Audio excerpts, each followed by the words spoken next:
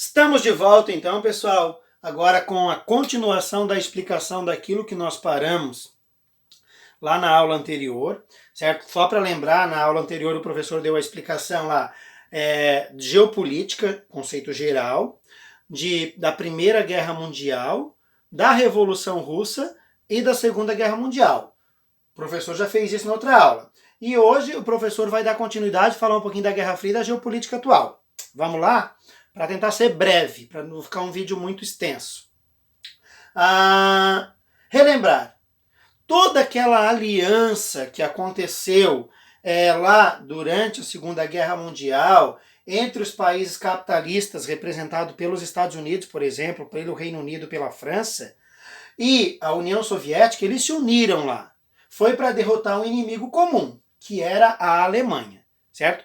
Isso durante a Segunda Guerra Mundial. Passada a Segunda Guerra Mundial acaba, cada um vai seguir o seu lado. Tem que lembrar que a Alemanha vai ser dividida em 4 zonas de ocupação, o professor falou isso lá na outra aula.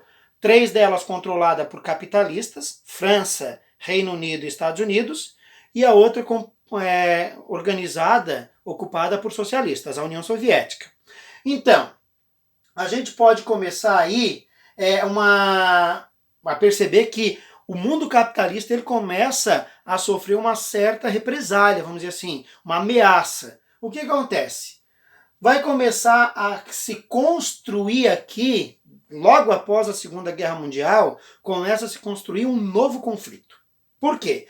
A gente aqui, segundo os estudiosos, historiadores, eles não são unânimes no início da Guerra Fria. Apontam-se 3 causas para a Guerra Fria. Primeira, o lançamento das bombas atômicas que os Estados Unidos lançam sobre o Japão, sobre Hiroshima e Nagasaki. Segunda, doutrina Truman, especialmente, o Plano Marshall em 1947. E a terceira, a criação da OTAN. Bom, se o professor fosse perguntar, é claro que não vou perguntar isso de uma forma, qual o marco inicial? Não existe qual, existe quais, vamos dizer assim. Os marcos iniciais para a Guerra Fria.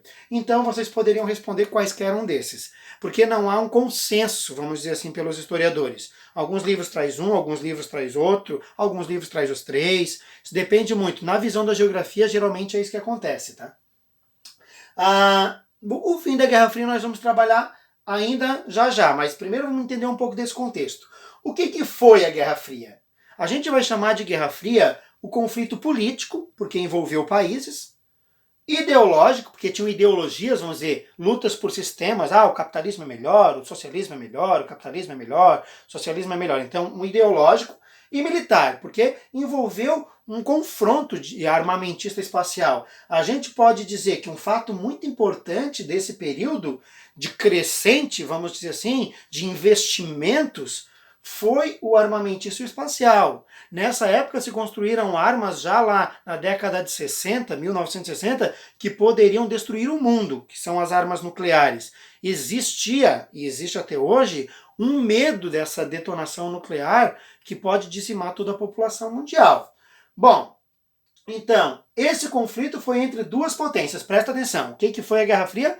Uma guerra não de armas, se produziu, mas não houve luta, nunca houve um embate entre os Estados Unidos e a União Soviética, certo? Houve, assim, guerras simultâneas, mas que nunca envolveu exatamente um e o outro, certo? Sempre foi uma guerra mais diplomática, mais ideológica, vamos dizer assim. Se produzia a arma, se lançava o satélite para o espaço para tentar produzir, para tentar espionar o inimigo, mas nunca houve a luta propriamente dita. Então, o importante é a corrida armamentista espacial, e houve aí, presta atenção aí, anota isso também, isso vai determinar, delinear uma ordem mundial. Como foi chamada essa ordem mundial durante a Guerra Fria entre países capitalistas, os Estados Unidos, e os socialistas, a União Soviética? Ordem bipolar, 2 polos no poder, ordem bipolar. Bom, todo esse processo, todo esse evento mundial aí vai perdurar durante um bom tempo, e lá em 1989 acontece a queda do Muro de Berlim. Esse muro ele vai simbolizar, o professor falou um pouquinho dele, bem breve no outro vídeo, ele vai simbolizar a separação da Europa, ele vai simbolizar a separação do mundo capitalista e do mundo socialista. Então nós tínhamos uma Europa ocidental que era capitalista e a Europa oriental que era socialista nesse período. E lá, na cidade de Berlim, na Alemanha, foi construído um muro físico, certo? Esse muro ele vai simbolizar esse regime entre capitalistas de um lado da Alemanha Ocidental e socialistas do lado da Alemanha Oriental.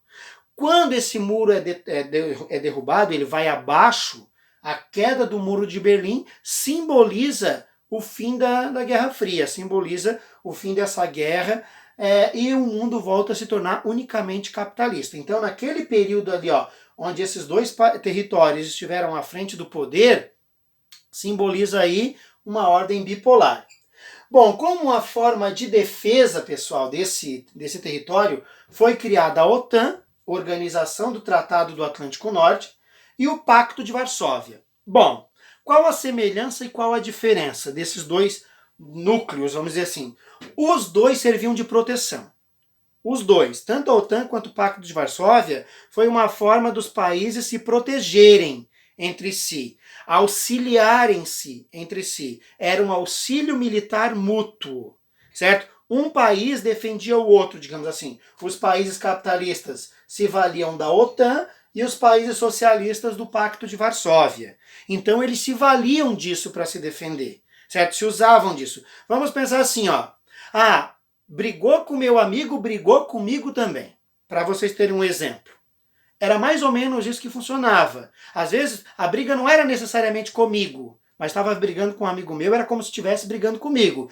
Então, a França era uma aliada dos Estados Unidos. Se a União Soviética lançasse uma bomba sobre a França, é como se essa bomba tivesse atingido o próprio território dos Estados Unidos. E vice-versa, certo?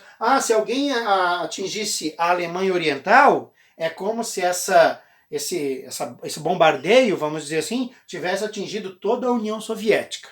Isso era o auxílio militar mútuo, certo? Era uma defesa de todos para todos. Os capitalistas usavam a OTAN para se defender e o Pacto de Varsóvia usava, os socialistas usavam o Pacto de Varsóvia para se defender. E aqui tem uma ideia de que países que faziam parte da OTAN e do Pacto de Varsóvia. Esses em azuis aqui, representavam aí aqueles países da OTAN, Estados Unidos, por exemplo, Canadá, os países da Europa Ocidental. E esses em vermelhinho aqui representam os países que representavam a União Soviética, os países da Europa Oriental, que é mais atrasada hoje, a Rússia, certo? Que era um país que estava muito à frente dessas deliberações. Bom, isso só para exemplificar quais países faziam parte da OTAN e do Pacto de Varsóvia. Que consequências que essa guerra trouxe, pessoal? Primeiro, vamos pensar de modo geral. Durante a Guerra Fria, dois países tentavam conseguir o poder, dois territórios, Estados Unidos e União Soviética. Então, eles investiam em armas e espacial. E acabaram esquecendo dos outros, da população, vamos dizer assim, dos benefícios sociais. Não é que esqueceram, iam menos recursos. Nesse mesmo período, o Reino Unido, a Itália, a França, Canadá conseguiram crescer muito, certo? Conseguiram crescer muito, além do Japão e da Alemanha, certo? Foram países que se desenvolveram muito, ficaram ali à margem de todo esse contexto, então começaram a se desenvolver. Até por causa dos planos do Plano Marshall, lá do dinheiro que era concedido com empréstimos lá pelos Estados Unidos. Então conseguiram se desenvolver muito. A União Soviética, ela não tinha todo esse potencial que os Estados Unidos tinham, que já vinha vencedor de 2 guerras. Então, a União Soviética ela começou a ficar prejudicada. Ela investia, por exemplo, no aeroespacial, mandava um satélite para o espaço, o Sputnik, mas não investia na população, não fazia uma televisão, por exemplo, de boa qualidade, uma enceradeira, um ferro elétrico. Por exemplo, as necessidades básicas não eram atendidas da população. E aí eu te pergunto, o que a população quer? Ela quer um satélite que vai espiar o inimigo ou ela quer produtos básicos? Claro, ela precisa dos produtos básicos. Então essa população começou a ir contra o governo. Nesse sentido, Gorbachev, 1985, Gorbachev tenta criar uma forma de melhorar isso. Tenta criar uma forma de melhorar toda essa situação. Presta atenção aí. O Gorbachev, ele cria duas medidas, a Glasnost e a Perestroika. Nomes russos, né, pessoal? Não poderia ser diferente. A Glasnost e a Perestroika. A Glasnost, transparência política. Vamos dizer assim, tudo aquilo que se faz a população vai saber. Transparência. E a Perestroika, reestruturação econômica. Planejar a economia. O que isso vai fazer? Vai fazer com que as pessoas saibam aonde está investido e possam fazer parte desse processo. São duas medidas criadas pelo Gorbachev para tentar melhorar a economia, a Glasnost e a Perestroika. Vai dar certo isso? Para o mundo parece muito bom, fora da União Soviética, mas dentro da União Soviética não surte o efeito desejado. Então, o que acontece depois dessas medidas? O preço das mercadorias sobe, o desemprego aumenta. Então, aquilo que estava ruim piorou. Certo? Tudo isso que estava ruim piorou, e isso vai fazer com que lá em 1989 aconteça a queda do Muro de Berlim e a abertura do leste europeu. Ou seja, não vai ter mais uma Europa ocidental, capitalista, e uma Europa oriental socialista. Agora eu vou ter uma Europa capitalista. Não existe mais socialista. Por quê? Com a queda do Muro de Berlim, marca o fim da Guerra Fria, e com isso a Alemanha se reunifica, volta a ser uma Alemanha só de novo. Nós tínhamos duas até esse momento. A Alemanha Ocidental e a Alemanha Oriental. Com a reunificação da Alemanha, nós temos uma Alemanha só. E além disso, vai acontecer modificações no espaço europeu. Por exemplo, só para vocês terem noção, aqui nós tínhamos um território, nesse território aqui chamado Iugoslávia. Hoje, talvez tu não saiba, já existiu um país chamado Iugoslávia? Já. Inclusive, aí o Brasil já jogou contra a Iugoslávia na Copa do Mundo. O Brasil já jogou contra a Tchecoslováquia na Copa do Mundo ou em algum jogo oficial. Porém, hoje não existe mais nem Tchecoslováquia, nem Iugoslávia. Existe um país chamado República Tcheca e outro país chamado Eslováquia, e existem vários países aqui que formavam a Iugoslávia, por exemplo, a Eslovênia, a Croácia, a Bósnia, a Sérvia, Montenegro, que antes era um país só, junto com a Sérvia, Macedônia. Todos esses territórios aqui são países hoje que não existiam. Por quê? Lá, a partir de 1990, é claro que isso não acontece lá em 1990, a partir de 1990, a Europa se modifica muito. A Europa se modifica muito e países como, por exemplo, a Iugoslávia vai se tornar aí um país só, a Iugoslávia vai se tornar vários países, deixa de ser um, e lá em 93, por exemplo, a Tchecoslováquia vai deixar de ser um país e vão surgir dois, a República Tcheca e a Eslováquia. Bom, são exemplos. Um outro exemplo bem característico desse período é o quê? O fim da União Soviética. Esse mapinha aqui, colorido, que vocês enxergam por aí, a gente vê a SEI, vocês devem estar olhando ali, SEI, Comunidade dos Estados Independentes. Na verdade, é a mesma União Soviética. O território, tá? Os territórios são os mesmos. Por que tem aqui alguns com cores diferentes? Esses três aqui, Lituânia, Estônia e Letônia, Estônia e Lituânia, que estão representados em rosa aqui, eles não entraram na SEI. Eles pertenciam à União Soviética, eram membros da União Soviética, mas quando a União Soviética ela deixa de existir lá em 1990 e surge a SEI no lugar disso, lá em 91, com algumas reuniões já sem a presença de Gorbachev, esses três países não participam do novo grupo, da SEI. Eles faziam parte da União Soviética, mas não vão fazer parte da SEI. E a Geórgia vai sair em 2008. A Geórgia até foi membro da SEI, mas saiu em 2008. Diferença básica, tem uma perguntinha aí. Diferença básica desse processo. Qual é a diferença básica?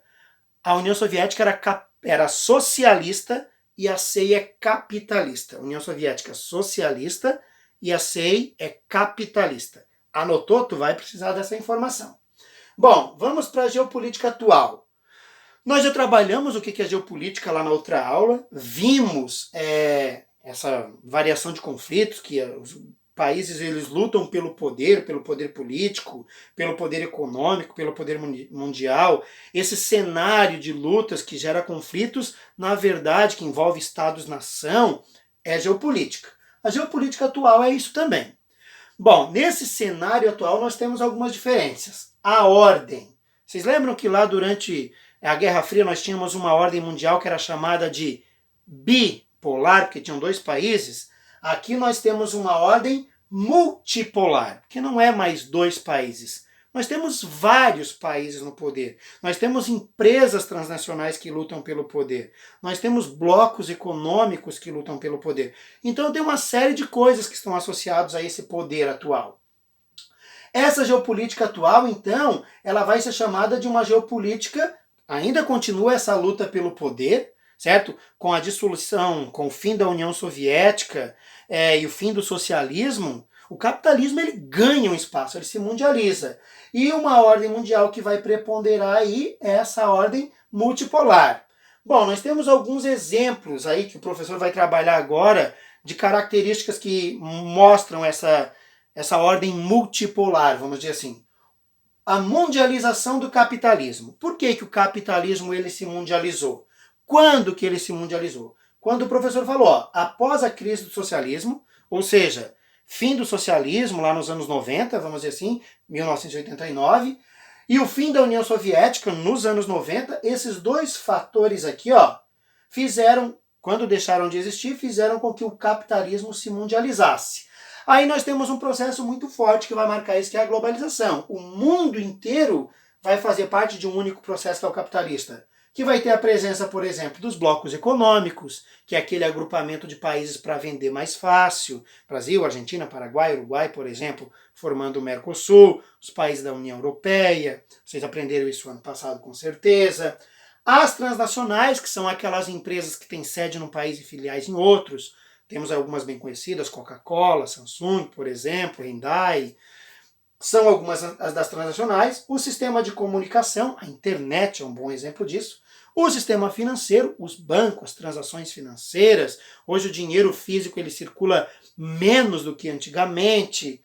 O sistema de transportes, os aviões, os caminhões, os trens, os navios, todas essas linhas que fazem com que esses meios circulem.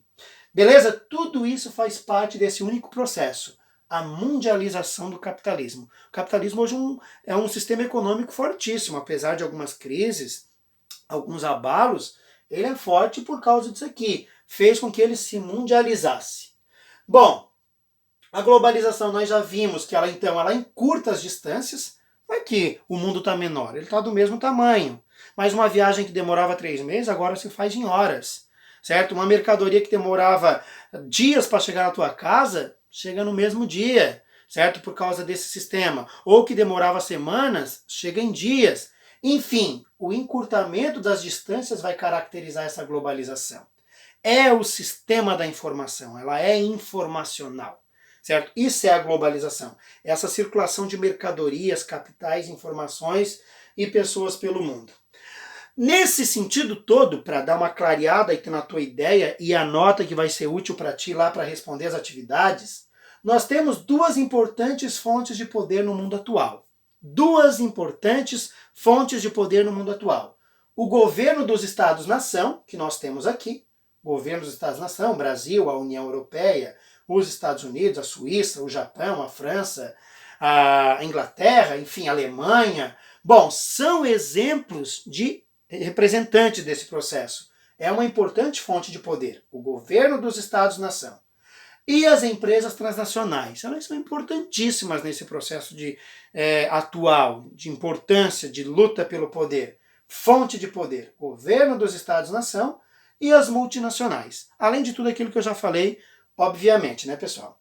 Nesse sentido, não são só flores, né, pessoal? Existem movimentos contrários a esse processo, contrários à globalização. Isso o professor já explicou lá no conteúdo, mas vai um lembretezinho aí que está cobrando aí de novo. Nós temos aí movimentos contrários contra a globalização e o neoliberalismo, que são os movimentos anti-globalização e anti-neoliberalismo. Esses movimentos e os black blocs são um bom exemplo disso, lutam nesse processo contra a globalização, porque eles dizem que a globalização ela faz com que as desigualdades sociais elas se tornem maiores. De fato, a globalização ela é um processo desigual. E nesse sentido, mas não estou dizendo que é necessariamente ruim, certo? Desigual é porque ela acentua as desigualdades de certa forma. Mas há grupos nesse sentido que lutam para mostrar isso, só que alguns grupos vão além, certo? Eles promovem o quebra-quebra, a desordem, certo? Vão lá, detonam a fachada de uma empresa, dizendo que ela promove a desigualdade social, destroem edifícios públicos, que são os chamados black blocs. Beleza? É um grupo que vai aí contra esses princípios da globalização e diz que ela aumentou, de certa forma, a pobreza. Só para trazer uma ideia aqui do que é a ordem multipolar, certo? Muitos polos no poder. Nós temos aqui 3 exemplos, ó. Os Estados Unidos representando uma área de influência na América. Nós temos aqui a União Europeia, Europa Ocidental e Oriental, a União Europeia representando essa influência na Europa e na África e em parte da Ásia. E nós temos aqui o Japão, a área de influência do Japão, que é na Ásia e no Pacífico, certo? Além da Rússia e da China, que vem crescendo aí como potências no mundo atual. Esses 3 primeiros, anota aí, ó, Estados Unidos, União Europeia, a Alemanha e o Japão, de novo, os Estados Unidos, a União Europeia, a Alemanha e o Japão, eles representam um grupo chamado Tríade. Tríade, o professor já falou. Tríade, 3, ó, Estados Unidos, União Europeia e representado pela Alemanha e o Japão. Tríade, eles representam muito essa força do poder, esse poder mundial. A Rússia e a China vêm crescendo aí como potências nesse sentido também. E nós ainda temos, depois disso, os BRICS. Os países emergentes, desculpa. Os países emergentes, e dentro desses emergentes vai estar o BRICS, que é o Brasil, a Rússia, a Índia, a China e a África do Sul. Esses sim são os BRICS. 5 países. BRICS, Brasil, Rússia, R, o I, Índia, C, China e África do Sul, South África, certo? São os BRICS, que caracterizam os países emergentes. Todos esse mapa aqui, ó, colorido do mundo, com as bandeiras dos países, representam os países desenvolvidos, juntos já, o G7, lá os países desenvolvidos, Estados Unidos, a Alemanha, o Japão, além de outros países desenvolvidos, como por exemplo Canadá, França, Reino Unido, e os países do BRICS, os que eu já falei, e outros emergentes, como por exemplo a Argentina, o México, a Arábia Saudita, a Indonésia, enfim, são exemplos de países que vêm buscando essa multipolaridade. O mundo hoje é muito multipolar, por quê? Porque são muitos polos atrás desse poder, que não envolve só Estados-nação, envolve bloco econômico, como o professor já falou, e principalmente as transnacionais. E só para tirar algumas dúvidas referentes às perguntas, pessoal, tinha uma pergunta lá falando da prioridade estabelecida por algumas potências mundiais, em termos de políticos militares, depois dos atentados de 11 de setembro de 2001. Que territórios despontam nesse processo? Lá em 2001, vocês não viveram isso, nasceram depois, mas os pais de vocês muito provavelmente vão lembrar desse episódio aqui, ó, um aviãozinho detonando as torres gêmeas lá, o World Trade Center nos Estados Unidos. Naquela época se achava que ia estourar uma guerra muito grande aí. Nada aconteceu ainda bem, até por intervenção da ONU, vamos dizer assim. Ela ajudou nesse processo. Bom, isso aqui foi um atentado terrorista, reivindicado aí pela organização Al-Qaeda, uma organização terrorista, pelo Osama Bin Laden, que depois vai sofrer uma represália muito grande, os Estados Unidos vai perseguir até conseguir supostamente matar. Bom, que territórios despontam nesse sentido? Depois de tudo isso acontecer, que territórios que despontam nesse sentido? Quais são os territórios que querem acabar com esses atentados? As potências ocidentais. Anota aí, potências ocidentais. Exemplo, Estados Unidos, países da Europa, França é um exemplo disso, Canadá. Os países ocidentais. Os Estados Unidos é um bom exemplo disso, que está à frente desse processo de diminuir o terrorismo mundial. Outro tópico, principais questões ambientais que obtiveram avanços a partir de relações internacionais. A relação do aquecimento global, houve melhorias, inclusive essa pandemia de tudo ruim que a gente sabe que ela está trazendo esse ponto positivo, não vamos dizer que sim, que ela foi boa, a gente sabe que não, milhares de pessoas estão morrendo no mundo inteiro, mas trouxe esse aspecto como positivo. Houve sim uma redução da poluição atmosférica em muitos países por causa da redução do processo de industrialização. Tem que parar as indústrias então? Não, tem que criar uma outra forma aí para tentar diminuir os impactos ambientais. Mas já houve mudanças antes dessa pandemia acontecer, de redução do dióxido de carbono. Ele gera o aquecimento global, segundo os cientistas, que vão fazer com que a temperatura do planeta aumente, segundo dados científicos, né, pessoal? A produção do lixo e a contaminação dos recursos hídricos, houve mudanças nesse sentido também, inclusive de reflorestamento de matas ciliares, que é aquela vegetaçãozinha que fica ali na margem do rio, certo? Então houve avanço nesse sentido, e de diminuição do desmatamento e das queimadas, certo? Também houve avanço nesse sentido. Porém, vale frisar aqui que muito ainda há de ser feito para melhorar ainda mais esses índices. E essas melhorias são frutos do quê? De relações internacionais, de conversas, de conferências, de simpósios, de protocolos, acordos que são feitos entre os países para reduzir a poluição mundial, certo? Algumas agendas são feitas, protocolos são criados, assinados pelos países para reduzir as emissões do dióxido de carbono, redução da poluição do lixo, a reciclagem, por exemplo, e a manutenção de vegetação, certo? A redução do desmatamento. Bom, e por fim, só para concluir a explicaçãozinha, já estamos quase aí no final do vídeo, faltam uns 3 minutinhos. Aqui tu vai se desafiar, certo? Essa questão aqui ela é extra, ela não perde, não ganha se tu deixar de fazer. Ah, eu não entreguei essa questão, professor, tu não vai perder nada, tá? Mas eu te desafio a fazer essa questão, eu te desafio a ler ela, pesquisar depois de toda essa explicação, é um desafio, então eu gostaria que tu colocasse com as tuas palavras a resposta. Eu te desafio a responder essa questão para que tu possas falar um pouquinho desse momento, esse contexto da pandemia do novo coronavírus. Tu vai tentar associar, não só aquilo que eu falei ali não, da redução do aquecimento global, da emissão de gases poluentes. Por que ela está relacionada com o processo de globalização? Pensa na indústria parada, que deixa de vender. Pensa na circulação de mercadorias, linhas aéreas que deixaram de circular. Tem relação. Globalização é isso. Circulação de pessoas. As pessoas estão podendo circular, as mercadorias estão podendo ser produzidas para chegar no nosso país ou sair do nosso país e para outro. Pontos positivos e negativos. A orientação dos organismos internacionais em relação ao vírus. O que os organismos internacionais dizem em relação ao vírus? Certo? Pesquisa, vai atrás de informação, não fica só ligada naquilo que muitas vezes uma mídia coloca, vai atrás de outras. Tenta aí ter uma dualidade de informações para te conseguir construir o teu textinho. Fatos como a soberania dos países, os países perderam poder, ganharam poder, estão sendo respeitados. O relacionamento geopolítico entre os países, está tudo bem entre os países, não tem acusações, trocas de farpas aí entre um país e outro. Bom, tu precisa responder tudo isso que eu falei? Não, tu vai escolher um caminho, tá? Escolher um caminho, um breve textinho para mandar para o professor. Espero que eu tenha tirado todas as tuas dúvidas, mas se eu não tirei, não te contenha, manda um recadinho aí pro professor, que nós estamos junto nessa, vamos sair junto nessa e vai dar tudo certo.